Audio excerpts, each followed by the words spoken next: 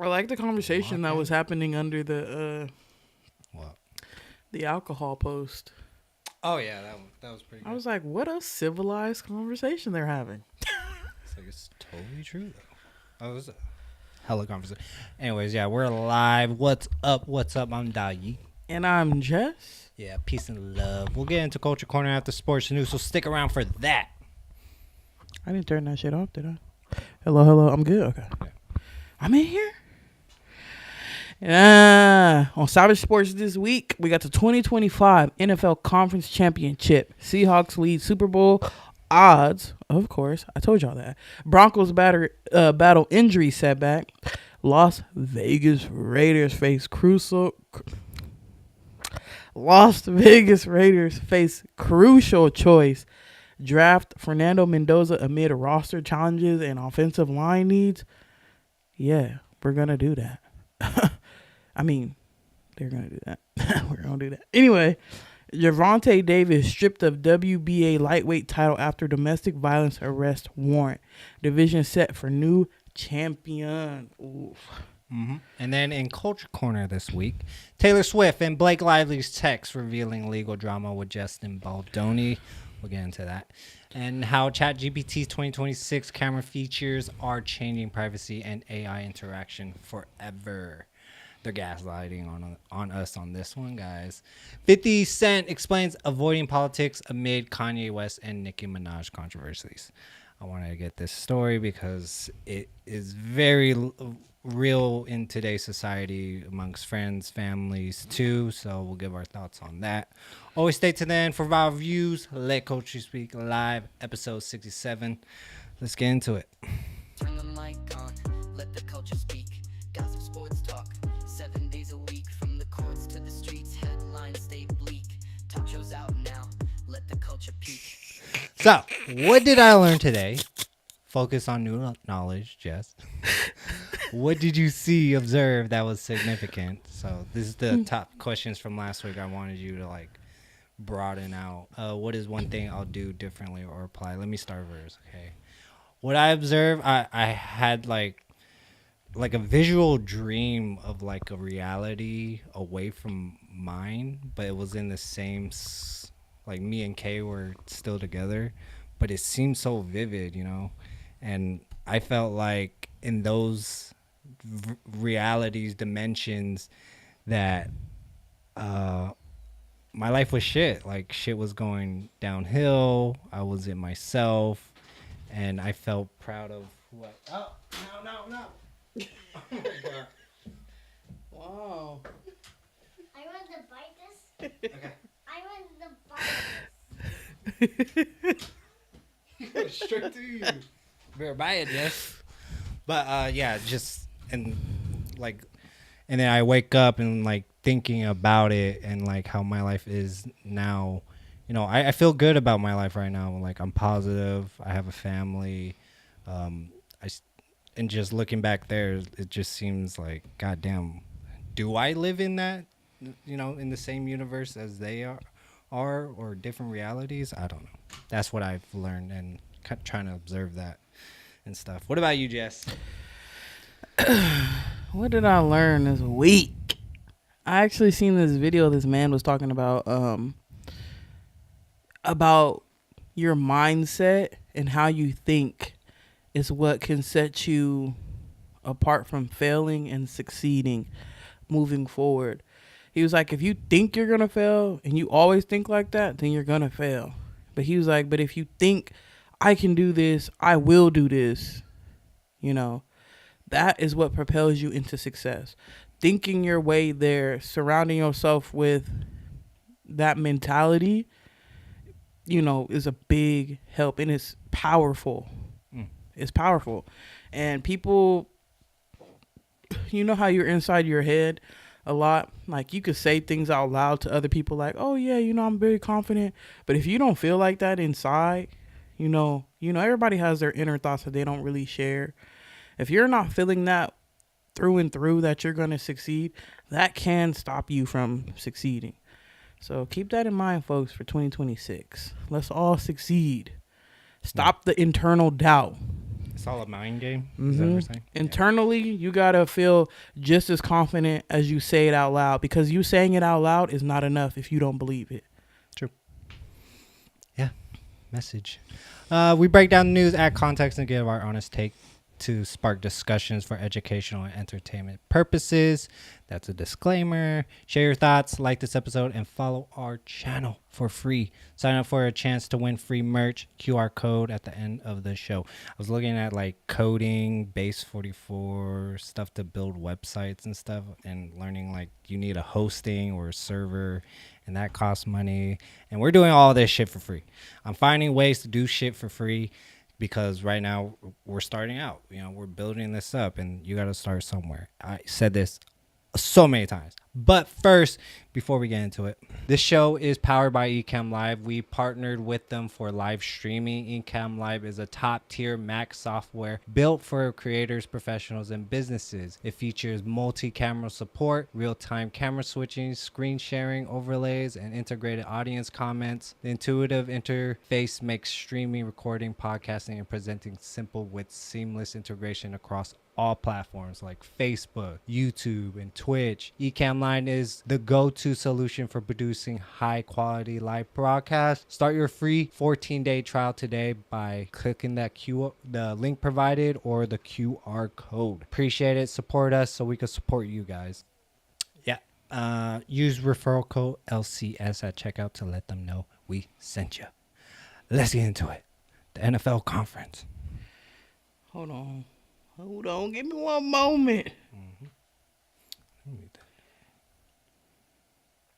Who's this Twitch guy? Always a one person Twitch person. Who are you? Are you a bot? You got that? Yeah. Check your phone. Okay, cool. Dolly want his money, y'all. Don't let him fool y'all. He about that bread. I'm gonna tell you what I'm gonna do with it. That paper. Okay. All right. The Seattle Seahawks. Between the Seattle Seahawks and the Rams, who do I think is going to win? I think the Seahawks are going to win, and I think the Seahawks are going to go to the Super Bowl, and I think the Patriots are going to go to the Super Bowl. And I think that in the end of it all, I think the Seahawks win another Super Bowl. That is my prediction for this. The Seattle Seahawks come in as favorites to win Super Bowl. You're too hype, yo. Yeah, I know. I took a nap. Which one is this one? I can't read Roman numerals. 60. Super Bowl, really? Mm-hmm. Super Bowl 60 with plus 150 odds, driven by strong performances and home field advantage. Close behind are the Los Angeles Rams at plus 220 and the New England Patriots at plus 250. The Denver Broncos, despite clinching the AFC's number one seed with a 14-3 record and home field advantage, are facing an uphill battle as 4.5 point home underdogs. Ooh. Against New England. Their starting quarterback, Bo Nix, suffered a season-ending ankle injury in a thrilling 33-30 overtime win over the Buffalo Bills. Even though I'm a little skeptical on that one, because we all seen that man walking around after the game. I don't know about that one. Anyway, forcing backup Jarrett Stidham into his first playoff start. Odds makers consider Nix roughly 3.85 points better than Stidham, causing the market to heavily favor the Patriots. The Broncos' underdog status marks the largest home underdog for a number one seed in a conference championship game since 1970. On the NFC side, the Seahawks host the Rams in a tight division rivalry, with Seattle favored by 2.5 points. Seahawks quarterback Sam Darnold is the leading candidate for Super Bowl MVP at plus 240 odds. The Seahawks, I feel like the Seahawks have, and the remaining teams, Seahawks and the Denver Broncos have two of the best out of the last four teams remaining. If Sam Darnold can deliver, I think this game will belong to the Seahawks. If he can deliver, because we all seen what happened last season when Sam Darnold got close. So if he could stay the course and really just dig in and do his thing, I think the Seahawks is going back to the Super Bowl. The Broncos, a lot of people, not a lot of people, I don't know if people really feel like this, but I've seen, you know, on Twitter and, you know, not from the, you know, just like from fans and whatnot, people don't see that big of a difference between Jarrett Stidham starting and Bo Nix. And I don't know about that, because I'm like, if that was the case,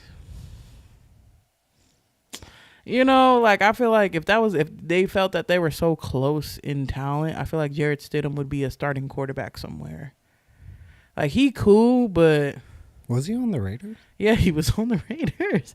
And he was good. You know, people like to refer to when Jarrett Stidham played against the 49ers. Yes, he did that. He played that game exponentially. It was still an L, though. And then the following week, once there was some solid tape on him, he bombed that shit horribly. So, and the Patriots still have a pretty damn good defense as well. I don't know. I don't know if he going to carry the Broncos. Because even this past weekend, you know, the Broncos usually have a little bit of trouble getting kick-started on offense. But Bo Nix was doing his thing. I'm like, I want to say that was peak Bo Nix throughout this season, that he was doing the damn thing. I got to give it to that man. Last weekend, he was. So I don't know about Jarrett Stidham coming in here and just whooping on the Patriots just like that. But we'll see. We'll see if it's a system thing. We'll see if Jarrett Stidham can do his thing. But I'm not going to make no matter-of-fact prediction, because I've been thought the Broncos was going to be gone at this point. So they didn't prove me wrong week after weekend after weekend. So I don't know, though. We'll see. But I think it's going to come down to Seahawks versus Patriots in that Super Bowl. Bearing some crazy things this weekend. And not to doubt the Rams, because the Rams are still very much capable of pulling an upset over the Seahawks. It's a very close. Stafford has been playing phenomenal this season as well. And you know how they get closer to the years they about to retire. He might really push it to get to that Super Bowl, because it could possibly be the last Super Bowl he go to. So we will see.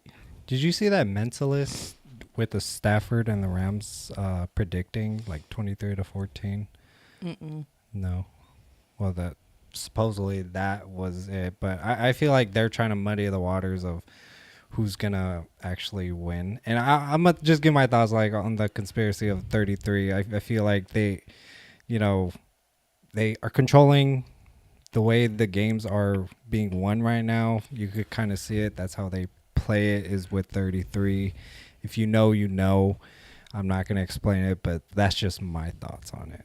But Jess, you said that after the game, Bo Nix was walking and stuff. Do you believe in that, or was it some rumor that you were just seeing? No, you seen the videos after the game. He was walking around.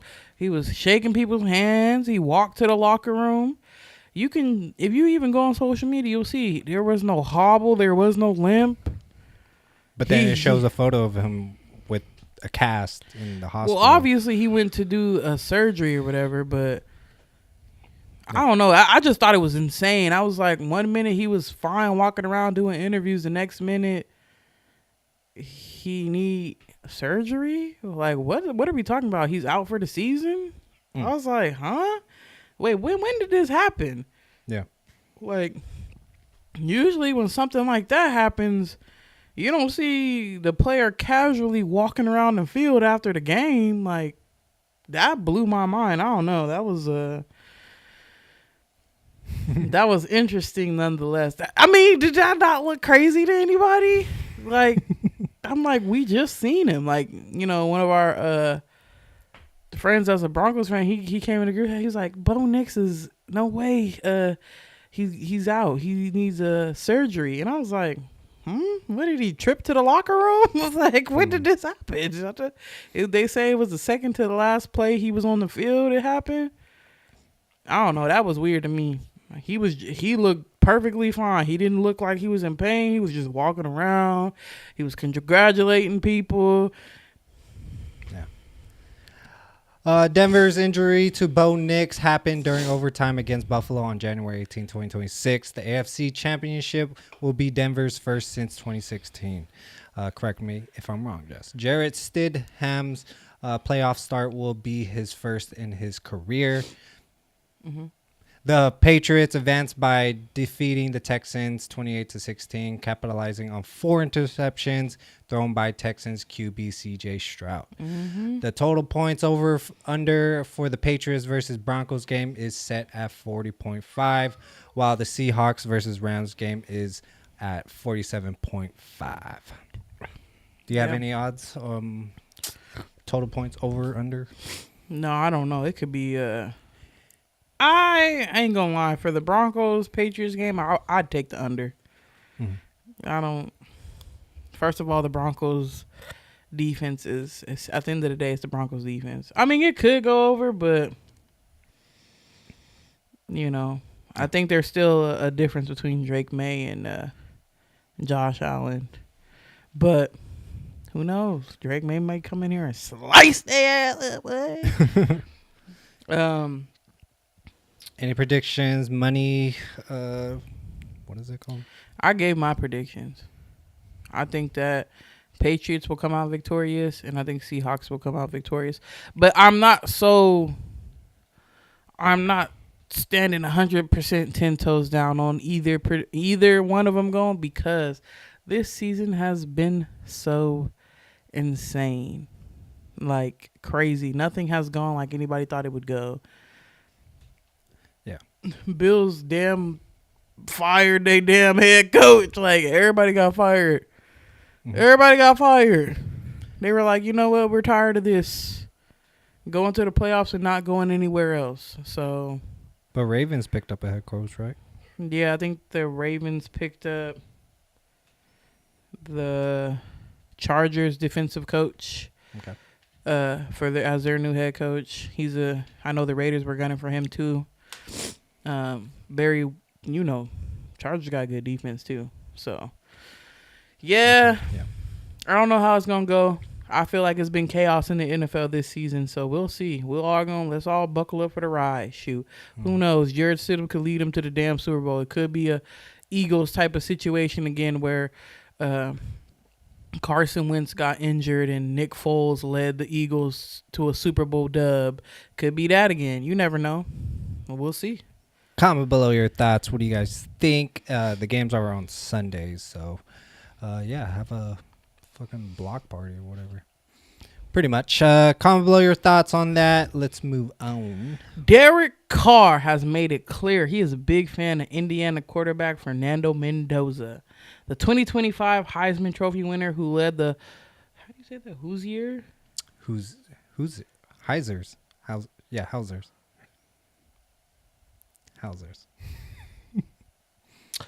To a historic undefeated 16-0 season capped by their first ever national championship win over Miami. Mendoza's stats speak for themselves.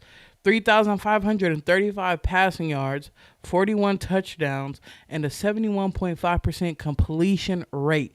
Despite this, Carr advises the Las Vegas Raiders against rushing to draft Mendoza with the first overall pick. Highlighting the team's many roster deficiencies, especially on the offensive line.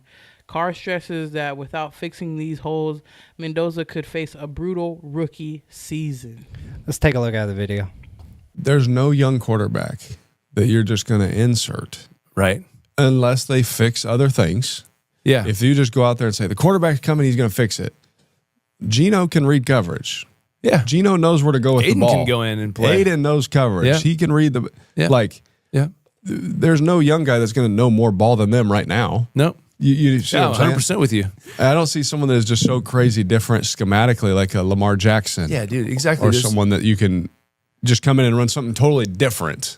Yeah, and like even going back to like, do you just see the most impressive pocket pass you've ever? Like Mendoza's a good player. He makes some big throws and like, of course. But all of the components around him are conducive to his success. He has a really good team around him. The offensive lineman won the bowl game MVP. That's right. Right? So that means they have a good group. That should tell you something. Of course. Is Mendoza good enough to be the number one pick? Absolutely. Yeah. Of course he is. So, but what we're doing is I'm trying to protect him. We're anti-narrative. Because all we're going to do, and I'm going to go on the NFL Network, and I'm probably going to say Mendoza is going to be the number one pick because that's what everyone says. Of course. Everyone does. But in reality, if we're really here to fix the Raiders, build the trenches. We're here to build the trenches. Build the trenches. And so the Raiders, coming off a dismal 3-14 record, hold the number one pick and are widely expected to select Mendoza. Minority owner Tom Brady and GM John Spytek are reportedly scouting offensive-minded head coaches to support Mendoza's development. Betting markets heavily favor Mendoza as the first pick, but speculation about trades for veterans like Lamar Jackson lingers. The spotlight is on the Raiders to decide whether to rebuild around Mendoza carefully or risk burning their top draft choice. Now, because there has been a lot of speculation about the Lamar Jackson thing, and to speak on what Derek Carr said, Derek Carr know better than everybody. He played for the Raiders. They can get, and Derek Carr, I don't care what anybody say. Y'all can talk all this shit you want because there's just been some crazy discourse around Derek Carr since forever of him being a Raider. They're like, oh, he's not that good. Derek Carr, when he had a lights out offense, he delivered, I feel. But like he said, and no, you know, the Raiders never fully built the team to what they should have been playoff-wise. It was like the offense would be excellent and the defense is shit. What are you going to do with that? The offense can't carry the team every game. And then there was also, it just never lined up. There was also games where the defense was really good and the offense wasn't on the same level. So, you know, you got to build the team through and through. So I 100% agree. But the Raiders have ample cap space to get that done through free agency. I'm hell yeah agree that they need to fix that offensive line. The weapons are there. You got Bowers. You got Genty. You got Trey Tucker. You got what's his name? I don't want to call him Michael Myers. You got the other tight end, Big Mike, they call him whatever. I don't know why I'm drawing a blank on his name. They got the weapons on offense. They're there. They need to fix that O-line immediately, and they have the money to do so. And they also need to fix that defense because that shit was garbage. And they need to build up the team. But do I think that they should draft Mendoza? Absolutely. Because at the end of the day, they in quarterback purgatory. They ain't been their quarterback. Yeah, people are like, oh, y'all love Derek Carr so much. He was only average. Well, he looked like he was light years ahead of the quarterbacks we've had since him. This team has been horrible.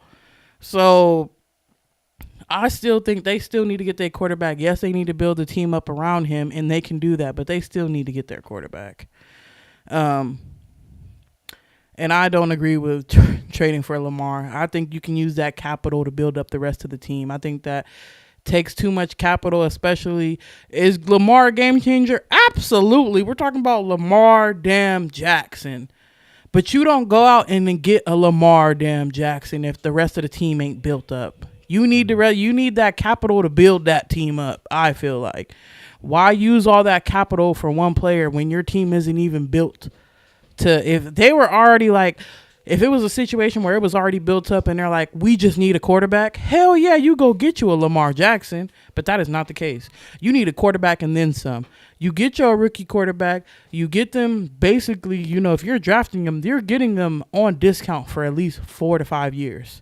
Really 4, because if they're doing good, they get a contract extension on year 4 or whatever. And then you build the rest of the team. You build the rest of the team with the money. If you trade for Lamar, you're giving up picks. You're taking on his salary. You're taking on his contract. You know, that takes away from the other monies you need to build the rest of the team.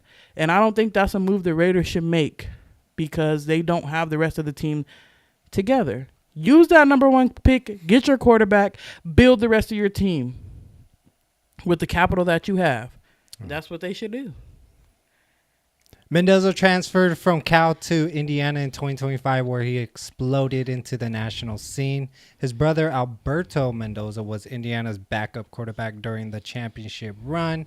Mendoza holds a business administration degree and keeps a low profile on social media. Do you want to talk about the 16-0 blowout by the Indiana and their championship win? He is a tough quarterback because, did you see that run he did to get that last touchdown? That man, he in the game. Yeah. He in it to win it. And a quarterback like that, like Derek Carr said, you build around a man like that. He is not going to come in and be Superman. At Indiana, he had a great team around him, and the Raiders need to do the same thing. This could literally be a pivoting point for this franchise if they do it the right way. Tom Brady, this is on your shoulders. You better right. Stop playing. Raiders offseason cap space is expected to be used heavily on offensive line upgrades. Coaching candidates Clint Kubiak and Davis Webb are favored to be hired to develop Mendoza. And those are some good options. Great options. So, like I said, this is a pivotal offseason. Please, Raiders, do it right. Be good in my lifetime. That 2002, all that crap don't really matter to me because I wasn't old enough to appreciate it. And even then, if I was old enough to appreciate it, I would be mad because y'all lost in the Super Bowl and y'all didn't really, a whole thing was crazy. That whole thing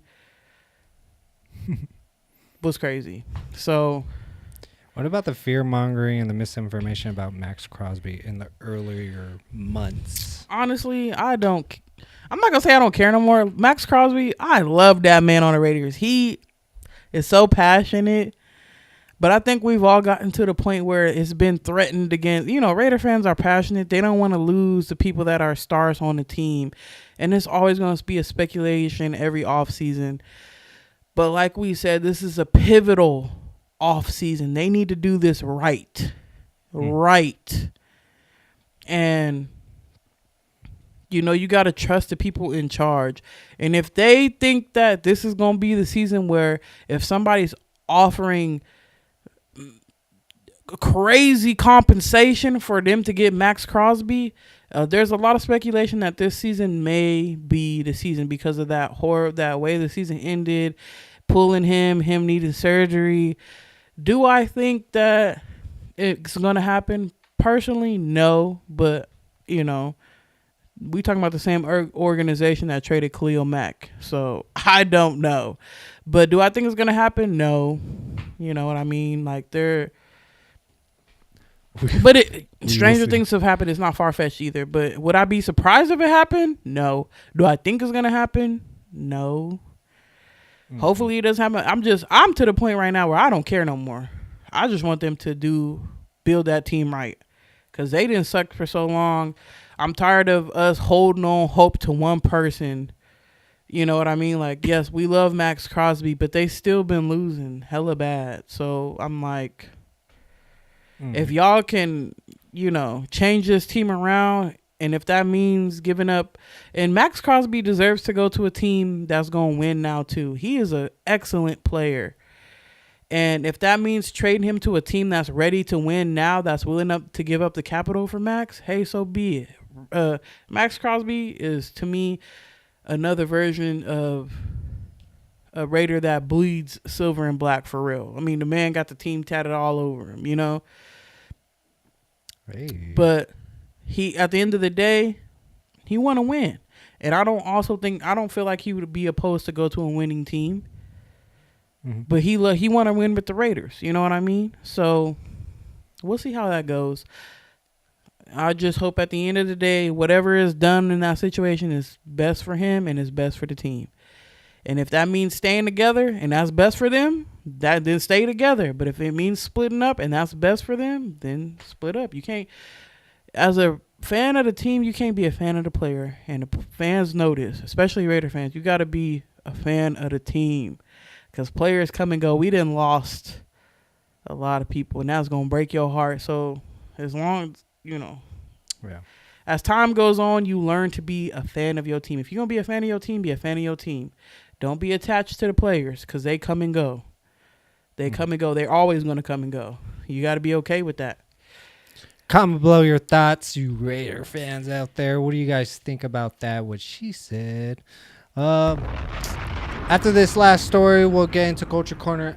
Yeah. No, after this last story, we'll get into quickly mentioning other news you need to know. Yeah, a lot to get into that. But, yeah, Gervonta Davis. Let's get into that. In January 2026, Gervonta Tank Davis was stripped of his WBA lightweight world title and designated champion in recess after an active arrest warrant was issued for him. The warrant stems from a domestic violence incident on October 27, 2025 at a Miami Gardens Gentlemen's Club involving his ex-girlfriend, Courtney Roselle. Davis faces serious charges including battery, false imprisonment, and attempted kidnapping. Police say surveillance footage shows Davis grabbing Russell by the hair, pushing her downstairs, pulling her by her hoodie, and restraining her by the neck, forcing her to move against her will before she escaped. Despite the warrant, Davis remains at large and has not publicly responded. The WBA cited his legal troubles and inactivity, only 2 title defenses in 3 years, as reasons to vacate the active title while keeping his technical champion status. The organization plans to have top contenders like Floyd Schofield and Lamont Roach Jr. fight for the vacant crown. The boxing world watches closely as the controversy unfolds, raising questions about accountability and the sport's handling of serious allegations. I mean, we asked for the accountability. If you go back to our older videos when we brought it up, this allegations on him, and we asked for it. Like he shouldn't be in any more title fights or be recognized as a title fighter because of this situation. And they're actually looking into having him back into the fight when all this shit is gonna brush away, go away, or if it's gonna be settled. And should that be okay? I don't think so, because again, he has a history, especially beating women, and these hands are for a boxer or any Muay Thai, MMA fighter. Those are your weapons, and if you use it against the innocent and the vulnerable, you shouldn't get any title or any recognition for anything. And he's on the run. So we don't even know where the hell he's at this point. The last time we seen him was with Jake Paul, and you heard that with Jake Paul calling him out about it, but you didn't know that shit before. So yeah, I don't know. I agree. You drag. You drag. I agree. I mean, there's nothing else to say about it. Like, we talked about this. We've talked about this a number of times. There's nothing else to say about it. He's going to face consequences or he's not. There is no in between. Like, especially if there's evidence, there's footage, you know what you need to do at that point. Yeah. Davis's last title defense was a controversial majority draw against Lamont Roach Jr. in March 2025. Yes, we talked about that too, with the eye and stuff. Like, the hell. The WBA's champion in recess status is often used in cases of legal or health issues, allowing for a temporary title vacancy. The U.S. Marshals Fugitive Task Force is actively involved in Davis's apprehension. The Miami Gardens Police Department has confirmed the surveillance footage's authenticity. This is not Davis's first run-in with legal issues, adding to scrutiny of his career. Yeah. You just need to face consequences at this point. Sit down for a bit, reevaluate mentally. Again, we mentioned this. Mentally, he needs to get it together. And, you're in the spotlight, and kids look up to you. And you shouldn't be beating on women, and just come out, dude. Like, damn, you're fugitive at this point. Fugitive. I'm sorry. Comment below your thoughts on that. Yeah, very short because, guys, what else is there to say about it? He's stripped of his titles.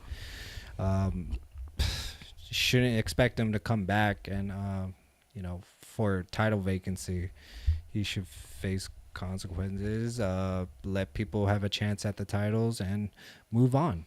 That's it. Positive note, problem solving. I think we said a good amount. Stick with us. We'll get into Culture Corner. 50 Cent take on politics. Taylor Swift's text reveal. ChatGPT camera access. After quickly mentioning other news you need to know. WNBA star Sophie Cunningham addressed rumors about herpes after appearing with a cold sore on her podcast, clarifying it was HSV1, not an STI. She aimed to destigmatize the virus. Meanwhile, she's recovering from a torn MCL and is an unrestricted free agent. Yeah, you gotta be careful nowadays, especially if you're. And we never thought about this when we were younger. Like we were, smoking and sharing shit. Oh, I never did that. No, I'm just kidding. But we never thought about it, but that shit does happen, and yeah, we was sharing everything. We was sharing drinks, everything. Like I'm talking about we was in the trenches, not in the trenches. Let me not say that, but I'm talking about we would go out to get food and we would buy one cup because we know we was all sharing the drink. We was broke. That's how you had to get down. But luckily we wasn't doing all that. So she did mention that she jokingly, I don't know, allegedly that she was sharing a chapstick with someone and she got that. So okay, why are we sharing chat? Okay, I don't know. Bad Bunny plans to wear a dress at the 2026 Super Bowl halftime show to honor Puerto Rican queer icons and the LGBTQ plus community. The move, meant to promote inclusivity, has drawn both praise and backlash, though the NFL hasn't objected to his choice. I don't know, man. Is he gay? Maybe. I don't know, okay? Do you? It's going to be a good show. I just don't know at this point. There's backlash and shit. So, Marissa Springer denied on Instagram that she was involved in Desmond Scott's divorce, saying she just met him, isn't transgender, and didn't ask for anything at the club. She condemned rumors, online harassment, and threats, stressing the public doesn't know the full story. Yeah, we didn't know the full story. We were just going off of what TMZ was saying, and supposedly did we the even video. say anything about her? Yeah, we did. But I think I said allegedly, but allegedly it was her, but she came out saying it wasn't her. So I don't know. TMZ, you got it wrong. So a lot of people in the culture, in the news, goes off of what TMZ is saying, and we hold very reliability with your guys' sources, but you admit sometimes that you're wrong. But comment below your thoughts on that. Panic buying has emptied shelves in North Texas as a severe winter storm approaches. Dallas-Fort Worth faces single-digit lows, wind chills below zero, and nearly 100 hours below freezing. Officials warn of life-threatening cold, power outages, and hazardous travel. Residents are urged to prepare now. One thing, let me say real quick about what he just said about the previous one with Desmond and Christy. Mm-hmm. At the end of the day, y'all, it's a relationship, and you may not never know the full details. And yes, they were a public figure couple, or whatever you want to call them, influencer couple. But y'all, at the end of the day, you kind of got to get into the nitty gritty. It ain't none of y'all business what happened behind the scenes, and you may not ever find out what really happened. So get comfortable with knowing you may not never know what happened for real behind the scenes with them splitting up, because it ain't none of our business for real anyway. So just want to put that out there real quick. Mm-hmm. With the power outages in the winter storm, embrace it, guys. It's gonna suck. People are gonna die, and it's gonna freeze. No, they're gonna really freeze out there, man. It sucks. and it's a winter storm. Be prepared. Water. Get your canisters of gas. Don't rely a lot on electricity because, again, power outages and shit. And just get out of Dodge at that point. Come to California, warmer weather, just for the time being. But I heard what's his name? I forgot his name. A politician from Texas flew over to California just to get away from it. Ted Cruz? Ted Cruz, yes. They was making jokes about him online. They said, when you see Ted Cruz leave, it's about to be bad. Right. Yeah, that sucks. But prayers to you guys. Yeah, man, it fucking sucks. Yeah, if you guys got the finances to get out of there for this to blow over, please do so. It's probably safer. And for the people that don't have it, do all you can to try to stay safe. I know it gets scary. It gets scary out there, y'all, but we are praying for y'all. Jeff Bezos envisions local gaming PCs becoming obsolete. Replaced by cloud-based gaming subscriptions. Players will stream games on any device, avoiding costly hardware upgrades. While this shift solves inefficiencies, critics highlight issues like latency, dependency on subscription, and loss of gaming ownership. Yeah, more and more you kind of think about it like they move us to subscriptions, to online gaming. You buy the games online, and you really you do not own that shit. Like, once you get off the game, it's not in your hands, and that's how they get you. Yeah, if you like you said, if you're going subscription based, there is still the option out there to actually buy the game. But I know a lot of people, when you're paying, like, I know for me, I play Xbox. When you're paying $30 a month for the subscription of Live and the games you get monthly, you're not really trying to pay for individual games at that point. You're already investing $30 a month to play the damn games. But there are still people out there that do just buy the copy. Because I know for me, even though I do have the subscription, I did keep the system. I still have a system, and I kept the system that you can get a physical copy and play still. So, those are still options, but they're trying, like he said, they're trying to get away from having to buy the system, because at the same time, when I leave, now all you need is your controller, and you can go play on a smart TV. I've done it. I've gone to someone else's house. You don't have to bring your system with you. You can log into your Microsoft account and play games from the TV just with a controller. Yeah. So, and just moving us into subscription based, like, subscriptions is freaking huge on everything. You see on Teslas, Netflix, fucking even ordering food. You could create a payment plan subscription type stuff. That's what and it costs a lot. Like, you guys think of something a month, but that shit adds up. We're heading into the world in the direction where they're trying to make it desensitize you to not actually owning shit. You have to pay. They're trying to create a world where you have to always pay them for something every month, and you will never own that shit. And they want you to be as comfortable as possible with that. So you always got to pay their ass. If you keep doing it with more and more stuff, it's going to become the norm to you. Yeah. And then the people that have an issue with it, you're going to start looking at them like, well, that's the norm. Why are you tripping? That shit should not be normalized, but here we are. I do got a DVD player. I'm like, man, I should stock on DVDs or something. But I'm like, and they make stuff like that harder to get these days. Like, you don't see what's coming out on DVD anymore. Do they even do that? No, you see, this is available on HBO. This is available on Netflix. This is available on Disney Plus. Like, when's the last time you seen a commercial where they're like, this is out now on DVD? Right. And you can buy, and like Dolly said, never really owning it. You have to have these subscriptions.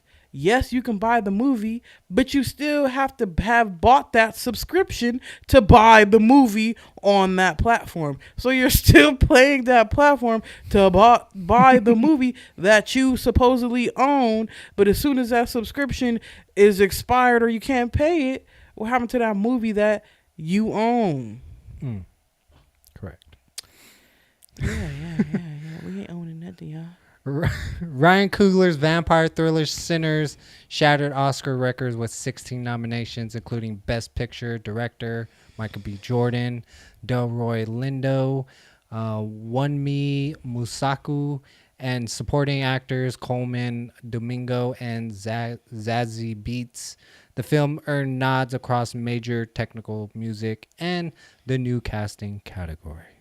I haven't seen it yet, Jess, but I had to put this story in because how much you love Sinners. You still haven't seen that movie? No. But there is a website. Oh, fuck, I got to find it.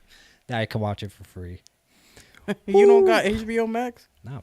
Again, subscriptions. I ain't trying to pay that shit. Yeah, I got HBO Max. I still haven't watched it a second time, though, but it was a good movie. Yeah. You think it's well-deserved for 16 nominations?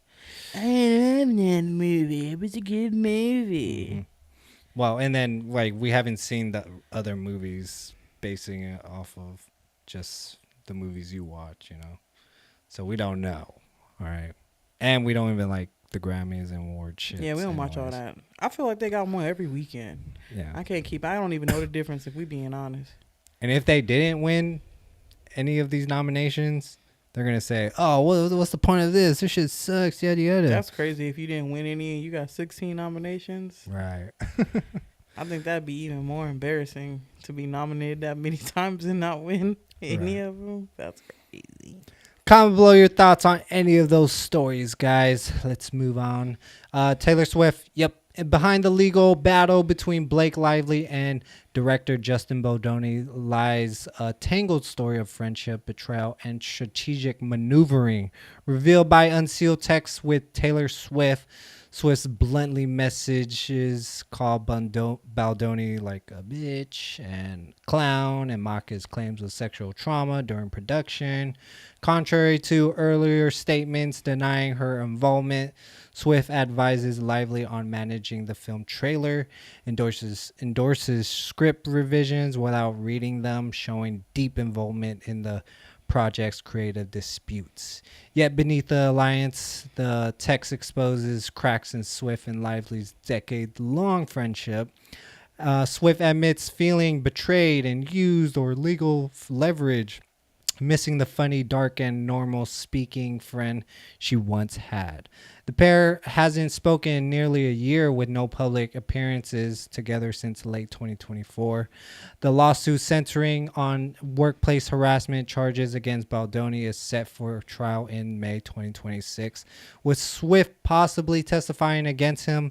These revelations highlight in the collision of personal relationship and legal battles amid Hollywood spotlight, raising questions about loyalty, power, and influence in high-stakes disputes. What'd I say? She's a bitch. And people are gonna, because Swift fans and stuff, but like, guys, it's a whole industry of manipulation, control. What can I get out of this? What can I do for that? It seemed like Lively and the husband, Ryan Reynolds, were trying to really take control of what Baldoni had clear rights to and gave the rights to create a movie like this. And it was a good movie, I'm not going to lie. And it just seemed like Lively wanted to step in and take the spotlight when you hear a lot of stories about what happened, especially during the red carpet. Baldoni was like in a basement or so, and Lively was up there enjoying the life of the screening of the movie. And then Taylor Swift, being all innocent, she's playing that media darling, like I have nothing to do with it, playing with the fans, saying this is not me and stuff. And you see it already. Taylor Swift is a fucking liar at this point. She's evil in her own ways. People don't see it that way because you guys love her music, you love who she is, but you really, again, like last week we talked about, you don't know these people. And you say that you want to meet your fans and you want to, like, you really don't want to, honestly, because they don't really care about you. They just care that you are sucking up their music, you're buying their merch, you're paying them for shit. And, like, that's all they care at the end of the day. Like, at the moment when you're right in front of them, they're going to play a persona, a character to get you to buy more shit. That's all it is. In this media space, Hollywood drama, and it is drama with the Lively's and Swift and stuff, but I don't even know where this is going to go with Baldoni losing the case and Lively's moving forward, and you got all this shit exposed. I don't know what's going to happen, but hey, this is content for sure. But yeah, moving forward, who knows? Who knows if the case is going to be dropped, but it just exposes that Taylor Swift is not the person you guys think she is, and Lively and them were plotting to take control of this movie. Them Swifties gonna come for your ass. Bring it. I have no emotional attachments to this stuff, okay? I'm just reporting on it. Bring it, bro. Like, oh, fuck. The lawsuit seeks around 500 million in total damages for harm to Lively's reputation, family, and business. Baldoni filed a 400 million countersuit against Lively and Reynolds, accusing them of defamation. The trial was postponed from March to May 2026 to accommodate discovery and pre-trial motions. Swift's testimony is expected to focus on her knowledge of the production and interactions with Baldoni. Lively and Baldoni's conflict has sparked broader conversations about power dynamics in the Hollywood productions. Yeah, just she's playing, innocent, all these allegations against a guy that, we never heard of him until this movie and this controversy, and he was trying to make a name of himself, and you ruin his reputation. A lot of people are backing him, and I back him too because of how bitchy you two are about it. And Ryan Reynolds, you guys are this A-listers, and you control everything. I have these dragons, I have these connections and stuff. We could do whatever the hell we want. Like, at this point, I don't even really care. Okay, just do the right thing. I don't know, man. Positive note, problem solving. Shit, I don't know. Comment below your guys' thoughts on that. Let's move on. I said a lot. 50 Cent. Okay. In January 2026, 50 Cent opened up about why he deliberately avoids discussing religion and politics publicly, citing the well-documented controversies of Kanye West and Nicki Minaj as cautionary examples.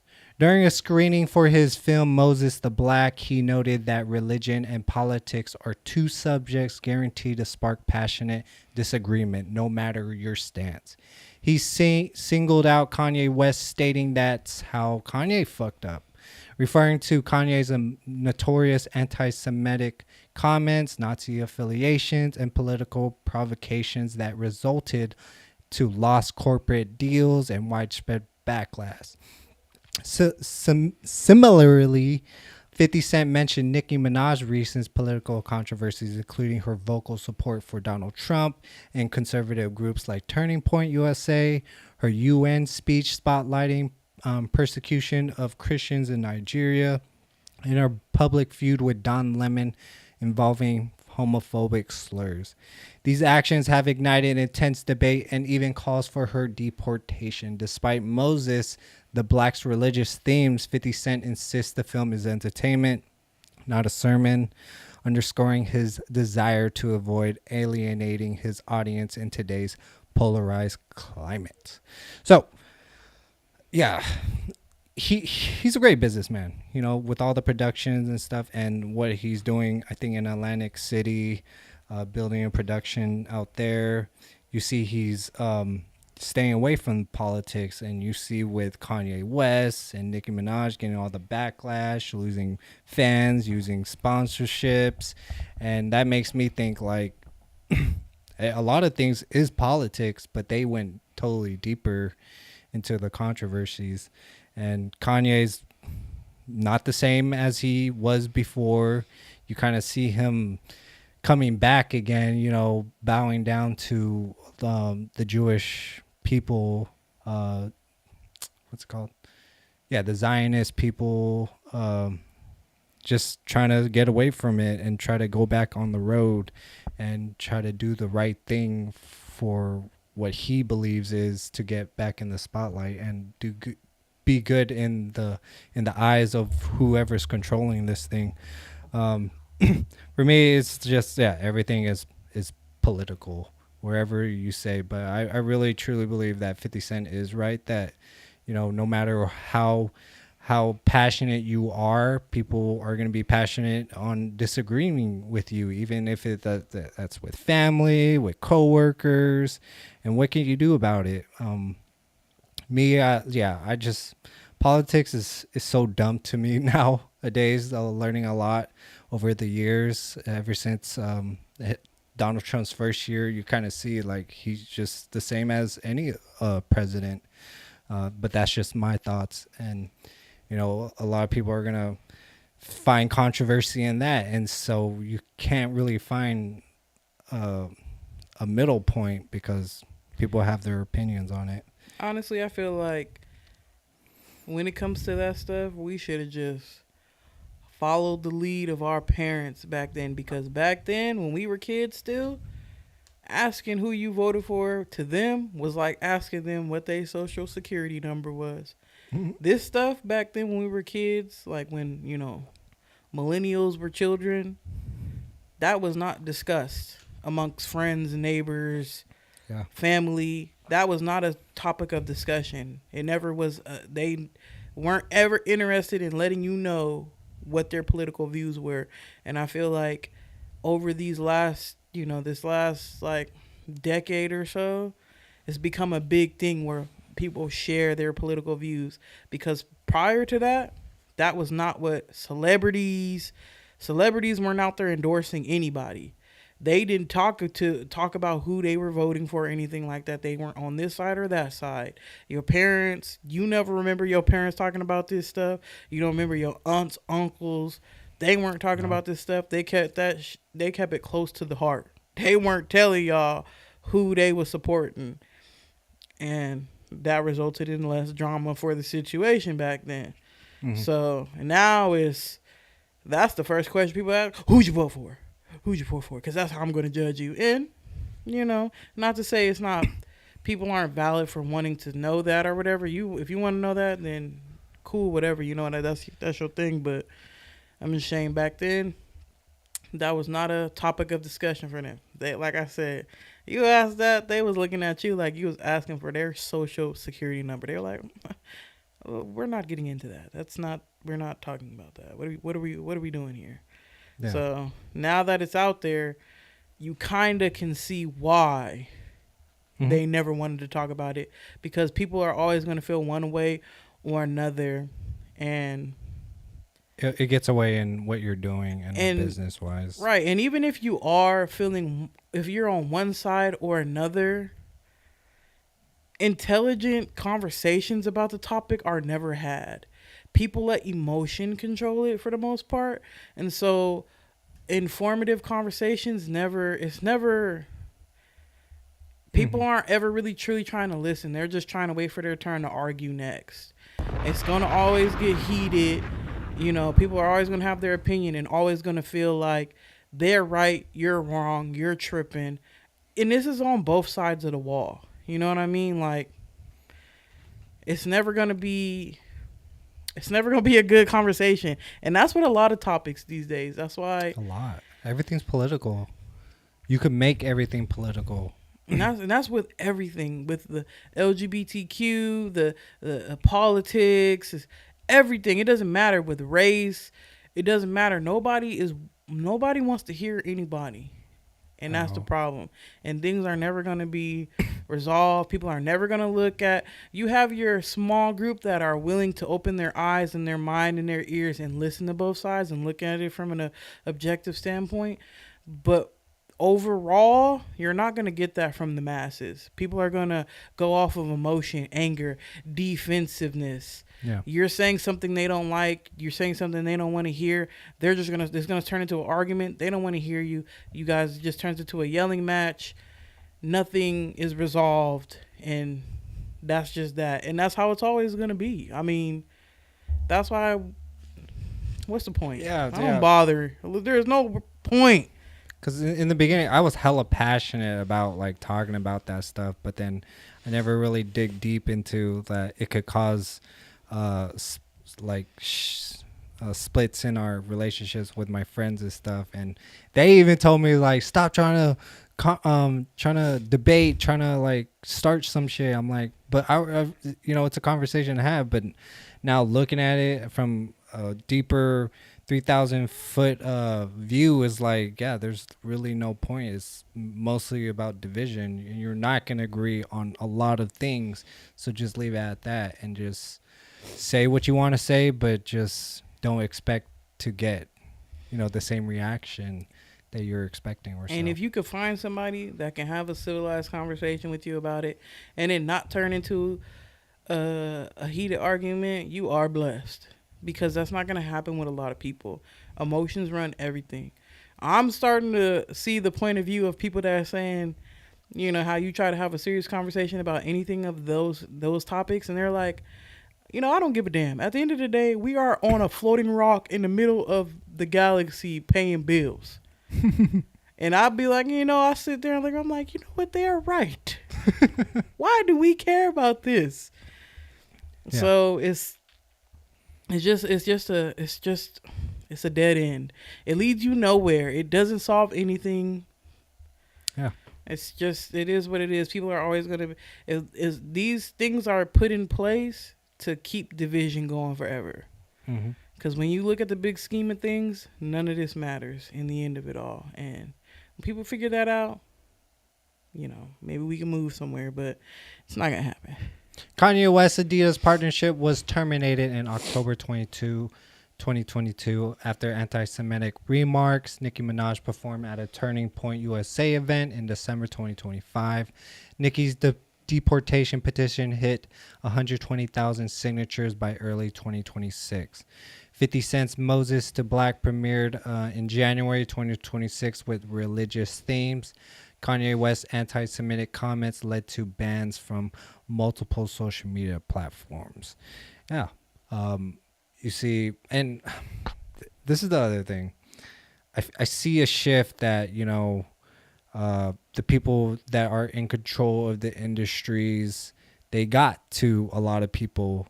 You hear them saying things about them, and then now they reverted back to like, no, I didn't mean that. I apologize. Trying to get in good graces with the people that are paying them and that control that type of industry. And people see it. I see it. But what else am I gonna do? I'm not gonna fucking go out protest about it. Like, nah, I got other things. I'm focusing on what I'm doing in life. That's basically it. That's the positive problem solving, is focus on yourself. Talk about it with people you have the same mindset, but all in all, you got to stay safe. You cannot, like we've seen for the past couple weeks now, if you go out, you're risking your life. And for what? For people that don't even recognize you at the end of the day, won't even bat an eye or say something about you in the media. No one cares. It's only you and your community and, what you guys talk about. But going out there and just, I don't know. That's my thoughts. Comment below your guys' thoughts about that. After this last story on Viral View, we'll react to AI tools letting anyone generate hyper-realistic digital personas for marketing, social, and content creation. Hit and like, share, and subscribe button is very much appreciated. ChatGPT in 2026. Oh my God. It's getting fucking crazy. Jess, you still have it? Yeah. You hear about this? ChatGPT in 2026 isn't just about typing anymore. It's watching, listening, and interacting visually. Subscribers to advanced plans can now enable a live video feature that lets the AI see through their phone camera during voice chats, providing help with real time tasks like solving math problems or identifying objects. Yet viral videos have sparked suspicion. Users claim ChatGPT describes their surroundings even when the camera isn't active, raising eyebrows about privacy boundaries. Let's take a look at this viral video. I think this is like the first video I've ever seen. Corey, what's up? Does this picture look good of me? I'm not seeing an image on my side at the moment, so maybe you took Hold on a second, let me pull it up. What about now? Oh, got it now. Thanks for the heads up. Yeah, for sure. So, absolutely. From what I'm seeing, it does look pretty good. The lighting seems nice, and the overall composition is solid. If you have any specific tweaks in mind or want any suggestions, just let me know. So you're watching me through the camera? Nope, I'm not watching you through any camera. Well, how'd you see this image? I see how that might have sounded. I just meant that I can see the image you uploaded. Oh, I didn't upload one. Yeah, and it ended up just lying to them, trying to, be strategic and like say, oh, other stuff, but like, what the hell? That is fucking weird.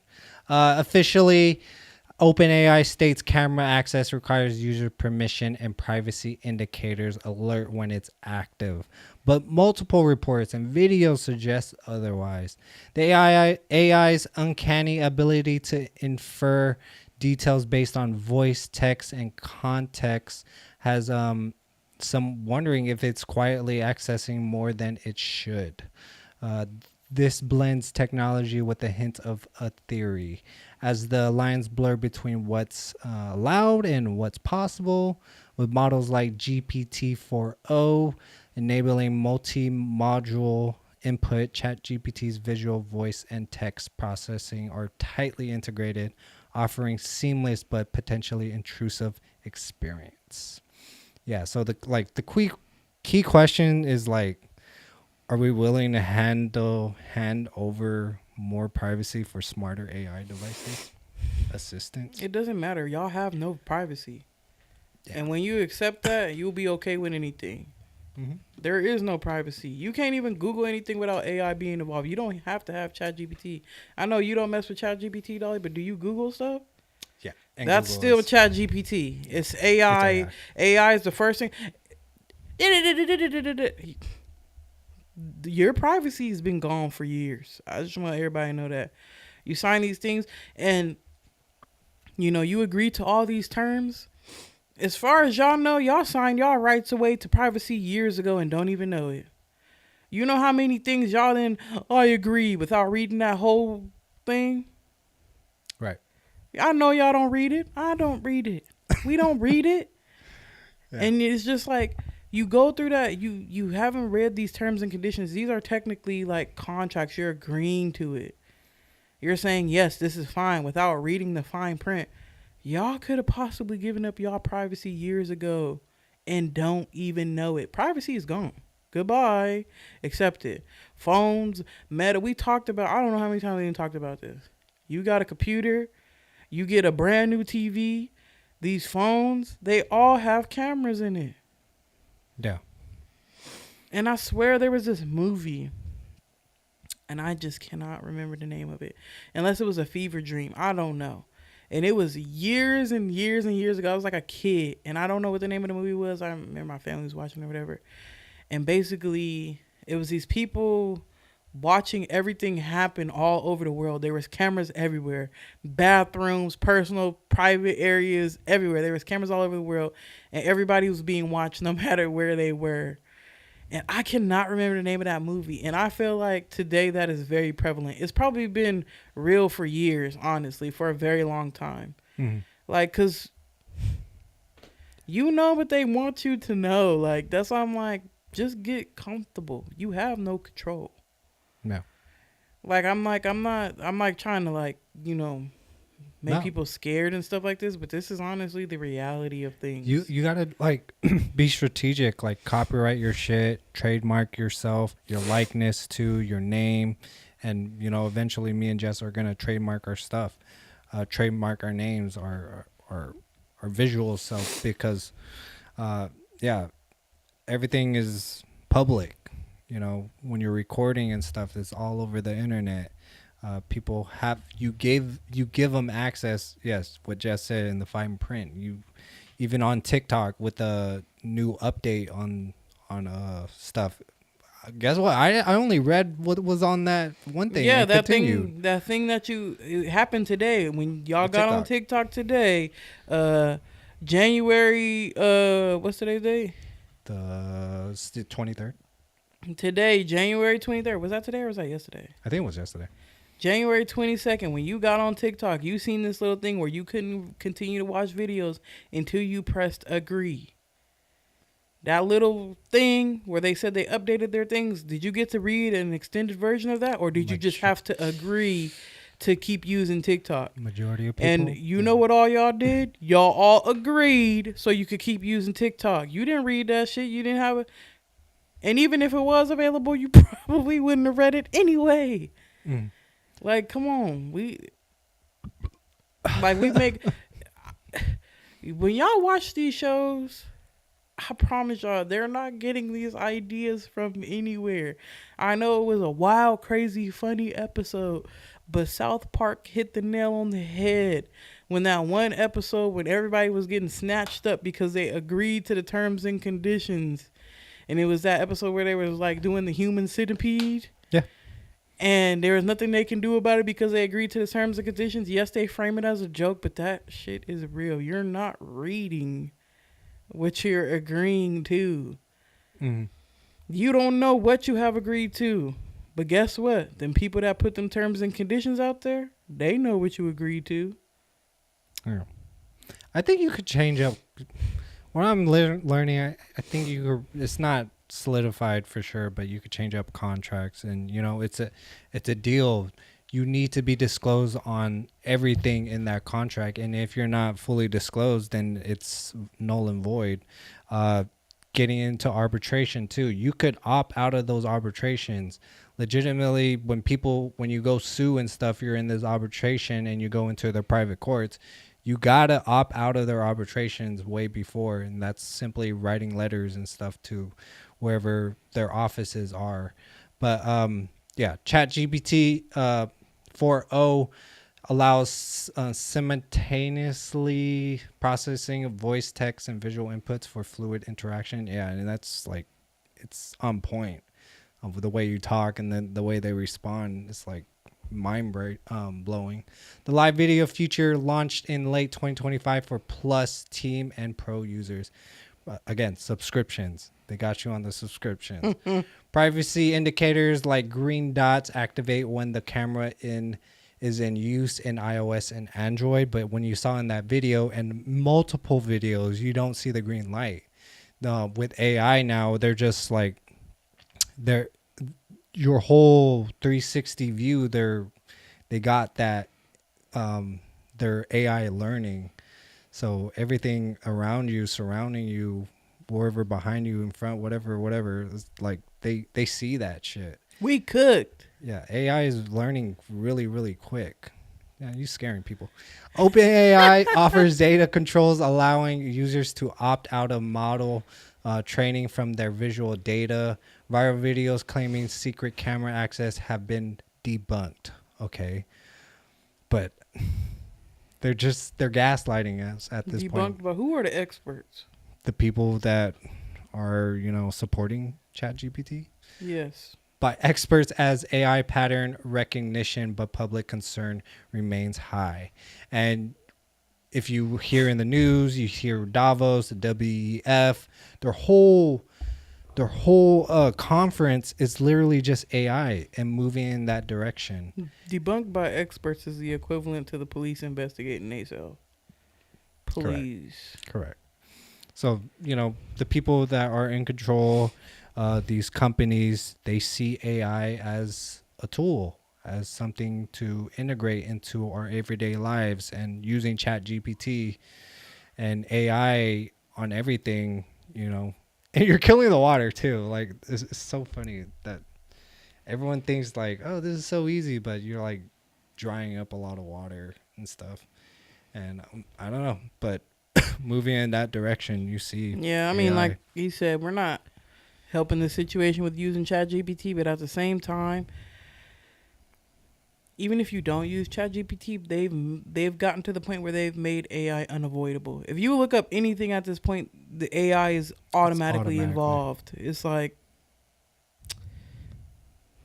yeah, and I'm not hating on it. Like, AI is great, especially bringing up these stories and info, like quick infos of stuff. If you see all of our visual stuff, if you're on the podcast, come and see it. Like, it gives us a lot of info and it's very helpful. But I will say this: it's quick. AI is okay. I won't even say it's great, because it's taking away people thinking for themselves, even in the simplest of situations. I told you that. If you can, this is from a standpoint of like making money. If you can break out of this brainwashingness and still think for yourself and read books and stuff, you have the potential to make a lot of money. Because if you can still think outside the box without the help of AI, the same thing that gives people probably the same 10 to 20 ideas and everybody trying to do the same thing. Or even having your own opinion. Mm-hmm. If you could think outside of that and think for yourself still, you're going to go far. Yep. For sure. Yeah, and this is why I love it. Like, we talk about stuff, we use AI to get these stories together, but then at the end of it, we give our honest opinion. Like, we have to use our brain to think of things that are outside of AI. Start using your brains. You're go to the powerful. library before it's too late. Man, dude, I gotta read more. That's for sure. I'm forcing Caden to read a lot because I'm probably gonna get into that next week. Like, with the schools and stuff, like in high schools nowadays, kids aren't able to read. Like, the fuck? So getting them into that. And then I have to continue to read too, and I'm forcing Jess to read. Like, read this fucking shit. So, man, get out of here. I used to be the one in the group where I would get a good book and we'd be sitting at the lunch table and I wouldn't even be associated with anybody. You remember that? When we would be eating lunch together and I would just be sitting at the table reading a book because I was so into that book. Yes, I am the reader. I just... times have just gone on and I stopped reading. Reading is good for y'all. Yeah. Y'all, libraries, library cards, access to free material, free books, free education. These libraries, God, don't forget the simple things that still exist for free, y'all. Yeah, but then the short videos nowadays is just like, again, brain rot. Like, you're just stuck on that scrolling. Like shit. I said, if you can break out of that and you can use your brain by yourself, you can make a lot of money. Mm-hmm. You can make a lot of money. Yeah. The knowledge that's out there for free that are in books in libraries still, y'all better use it while you can. Continue with AI, but comment below your guys' thoughts on this. Continue with AI and viral views, guys. Comment below your thoughts. AI influencer generators, like, not going to say that, not going to plug that in, and many more. Create lifelike virtual personas, enabling brands to craft videos and engaging content with photorealistic avatars, motion, and lip singing. Let's take a look and then react to it.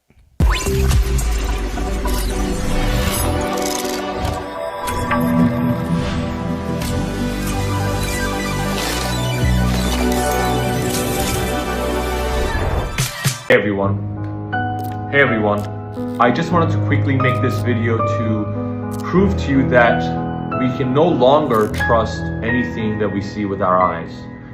We can't trust images that we see on social media. We can't trust videos. We can't trust our friends. We can't trust the news. We can't trust anything or anyone. So be careful out there. Yeah, that's scary.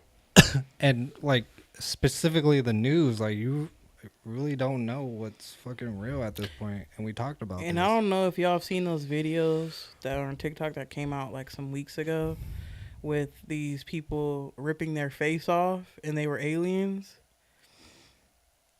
And a lot of people in the comments are like, I think that shit is real as fuck. We are now living in a world where don't fucking know. that probably, possibly, even if it was 100% real, you are never going to know now. And that's exactly what they wanted. That's exactly what they wanted. You can see the most craziest. Now, if anybody posts anything that is, they just made it so they cannot be exposed if things are caught on camera. They can freely do things and say, that's AI. And AI is getting so damn good, looks so damn real, you not gonna know unless you seen it for yourself. And even if you did see it for yourself, how you gonna convince the rest of the people that it's real? You can't. I've been seeing a lot of mythical shit that people are posting, and I don't know if it's real. Like the one about a dragon, a centaur, fucking other things, and people are just sharing it. Like, and in a way, you kind of do believe it because of all the stories you hear back then. But with AI nowadays, I don't even know at this point. That's why I try to stay away from it. It's really a double-edged sword, too. It's like, it could be fake, and that's what they want you to go crazy thinking that it's real, or it could be real. But because there's so much AI, you don't know that it is, and you think it's fake. It's a double-edged. Either way it goes. Yeah. Y'all don't understand that Pandora's box has been opened. Oh, I came to for like ever since a year ago we were talking about this, and like, yeah, it's already here. Like the shit we see, we cannot believe our own fucking eyes anymore. And really, like they say, and I believe this to be true as hell, AI ain't new. They just released a weaker version than what they've already had for years and years and years and years. You think they ain't been had this? Please. I'm really convinced that a lot of these presidents aren't really around, and you know, they use people with voice personas that could change their voice and stuff, and then put AI footage around it. And even that, like when people catch that it's AI, you have bots or other people fucking gaslighting the shit out of you, saying not everything's AI, not everything. Like fucking hell, like we just don't know anymore. And shoot, y'all don't even know we AI. No, I'm just fine. No, we AI. Should we use AI personas? That'd be dope. No, we want to keep ourselves. Nah, we got to keep our likeness together, guys. We want you to know who we are, and we want to be real for sure, for sure. Comment below your guys' thoughts. Yeah, you see it, we see it. Our eyes, our brain is scrambled. Like we don't know what's real. It's so easy to get into the conspiracy stuff. It's very interesting, very fun, but you also got to be careful with that stuff because you can spiral so easily, easily. It's almost too easy. But it's if you get into can that, stay like, relaxed about it, it's very interesting stuff. It took you years though. It didn't take you a couple days. Like you really got to mental games, like you said in the beginning. It's a mental game that you got to like fight with yourself too, especially when you're being open-minded about stuff. A lot of conspiracies, man. You're just, what can you do at the end of the day except sit with your own fucking thoughts?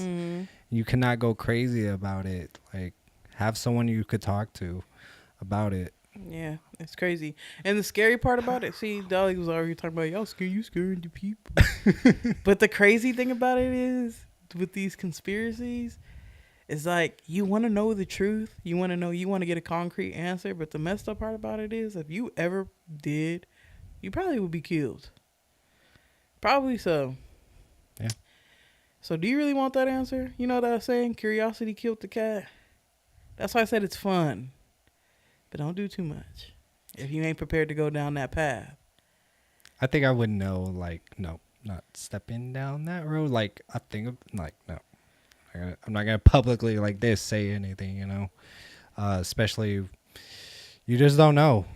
Assassins, people threatening your families. You see it with possibly, allegedly, with Candace Owens, Kanye, fucking Andrew Tate and shit. All the people that were talking bad about, you know, who, they kind of turned around as like, yeah, yada yada, you know, went the other direction, or they're not revealing a lot of stuff that we thought they were going to stick to. But you know, you got those people.